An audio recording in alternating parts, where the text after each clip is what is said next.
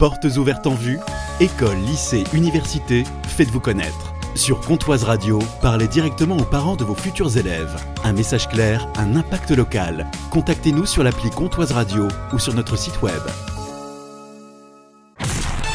Comtoise Radio, l'actu dans les Vosges saunoises, Jean-Pierre Poinceau. Bonjour, 1000, c'est le nombre de biens immobiliers vendus par l'agence Rhône Carité Immobilier. Une belle satisfaction pour Guillaume Carité et c'est aussi l'occasion de se souvenir de ses débuts. C'est déjà un sentiment de fierté parce que c'est 20 ans de travail. Moi, j'ai commencé en 2003, on négociait encore les maisons en francs. Il faut avoir à l'esprit que ma première maison, je l'avais à vendre à 850 000 francs. Et le petit papy qui était intéressé, il me dit « Monsieur Carité, je vous fais une offre à 80 millions. » Mais j'ai dit « Oui, mais maintenant, c'est 120 000 euros, monsieur. » Donc, c'était un autre monde.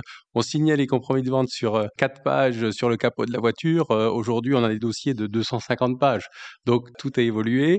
Maintenant, je suis pas tout seul, hein. J'ai recruté au fil des années une équipe de collaborateurs passionnés, jeunes et dynamiques. Et c'est avant tout un travail collectif. Cette 1000e vente, c'est l'aboutissement d'une relation de confiance entre Guillaume Carité et ses clients. On a des clients qui sont revenus nous voir. J'ai des clients à qui j'ai vendu 3 maisons au fil des années.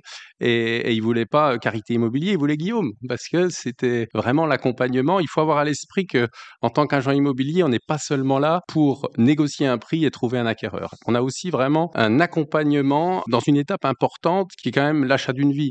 L'achat d'une maison ou d'un appartement, c'est quelque chose qui est pérenne dans le temps. Et il y a souvent beaucoup d'émotions derrière et beaucoup de stress. Donc ça nécessite un accompagnement de notre part qu'on fait bien, je pense. On fait ce qu'il faut pour que ça se passe au mieux possible. Et la plupart de nos clients sont très satisfaits. L'agence Carité Immobilier qui recrute également un chargé de gestion locative. Plus d'infos sur le compte Facebook de Carité Immobilier. Stellantis rappelle 68 000 voitures en France. En cause, un défaut sur les bus de refroidissement du moteur 1,2 litre PureTech qui équipe certains modèles, des Citroën C3, Peugeot 208 et Opel Corsa produits entre 2022 et 2024. Le problème vient d'un fournisseur, ce n'est pas un défaut de conception du moteur. Dans les cas extrêmes, une fuite d'huile pourrait provoquer de la fumée, voire un départ de feu. Les propriétaires concernés recevront un courrier recommandé pour un passage en concession. L'intervention, qui consiste à changer l'huile et le filtre à huile, dure 30 minutes. Stellantis dit appliquer un principe de précaution pour un rappel rapide. À Vesoul, la chapelle de la Motte a été retrouvée sans dessus-dessous ce lundi matin. Bougies et fleurs renversées, verres brisés, plaques de remerciements en morceaux. Une scène qui interroge, simple coup de vent ou acte de vandalisme. Sur place, un habitué a aussi remarqué que le tronc destiné aux offrandes aurait été arraché. Pourtant, d'autres indices, comme un tas de lumignon consumé, font davantage penser à un manque d'entretien. Bonne nouvelle pour la pizzeria Thym et Romarin à Saint-Sauveur. Après un bug chez Orange, sa ligne téléphonique fonctionne enfin.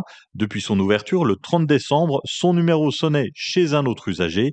Un arrangement à l'amiable a permis de régler le problème et Orange a proposé un dédommagement.